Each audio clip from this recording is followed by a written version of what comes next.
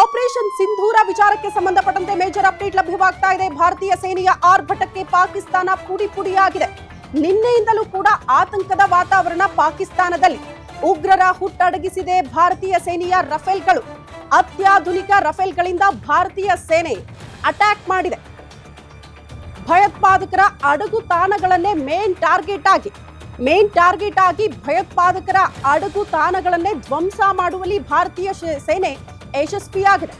Air strike ಮೂಲಕ ಪಾಪಿ ಪಾಕಿಸ್ತಾನ ನೆಲೆ ಕೊಟ್ಟಿತ್ತಲ್ಲ ಉಗ್ರರಿಗೆ, ಅವರನ್ನ ಪೋಷಣೆ ಮಾಡ್ತಿತ್ತಲ್ಲ, ಬೇರೆ ದೇಶಗಳಿಗೆ ಮಾರಕ ಆಗಿತ್ತಲ್ಲ, ಅಂಥ ನೆಲೆಗಳನ್ನ ಧ್ವಂಸ ಮಾಡುವಲ್ಲಿ ಭಾರತೀಯ ಸೇನೆ ಯಶಸ್ವಿಯಾಗಿದೆ. ಅದರಲ್ಲಿ ಅತ್ಯಾಧುನಿಕ ಉಪಕರಣಗಳು, ಯುದ್ಧಕ್ಕೆ ಬೇಕಾಗಿರುವಂತಹ ರಫೇಲ್ಗಳು, ಕ್ಷಿಪಣಿಗಳು ಎಲ್ಲವನ್ನ ಬಳಸಿ ಈ ಆಪರೇಷನ್ ಸಿಂಧೂರವನ್ನ ಸಕ್ಸಸ್ಗೊಳಿಸುವಲ್ಲಿ ಭಾರತೀಯ ಸೇನೆ ಮುಂದಾಗಿದೆ ಅನ್ನೋದು ಬಹಳ ಸ್ಪಷ್ಟ.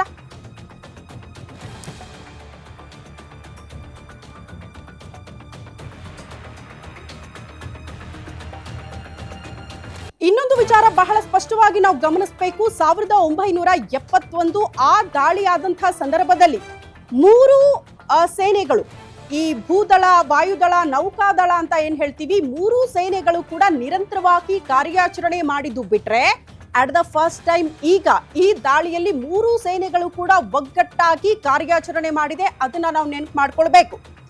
ಆರಂಭದಲ್ಲೇ ಹೇಳ್ತಾ ಇದ್ನಲ್ಲ ಉಗ್ರರ ನೆಲೆಗಳು ಅಂತ, ಈ ಜೈಷ್ ಎ ಮೊಹಮ್ಮದ್ ಅದರ ರುವಾರಿ ಆದಂಥವನನ್ನೇ ಕೊಲ್ಲಬೇಕು ಅನ್ನುವಂತಹ ಟಾರ್ಗೆಟ್ ಇತ್ತು. ಬಟ್ ಜಸ್ಟ್ ಮಿಸ್ ಆಗಿದ್ದಾನೆ. ಆತ ಬೆಡ್ ರಿಡನ್ ಕೂಡ ಆಗಿದ್ದಾನೆ. ನಿನ್ನೆ ಬಂದ ಇಲ್ಲಿ ನಮ್ಮ ಉಗ್ರರನ್ನ ಹೊಡೆದುರುಳಿಸಿದೆಯಲ್ಲ ಮೋದಿ ಸರ್ಕಾರ, ಅದನ್ನ ಅರಗಿಸ್ಕೊಳ್ಳೋದಕ್ಕೆ ಸಾಧ್ಯ ಇಲ್ಲ. ಆದ್ರೆ ಅದಕ್ಕೆ ಪ್ರತಿಕಾರ ತೀರಿಸ್ಕೊಳ್ತೀವಿ ಅಂತ ಏನೂ ಮಾಡಕ್ಕಾಗಲ್ಲ.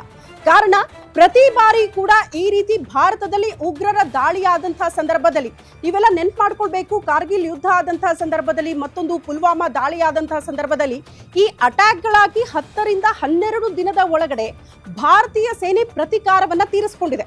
ಪಹಲ್ಗಾಮ್ ದಾಳಿ ಆದಾಗ ಪ್ರತಿಯೊಬ್ಬರ ಪ್ರಶ್ನೆ ಇತ್ತು, ಏನ್ ಮಾಡಬಹುದು ಭಾರತೀಯ ಸೇನೆ.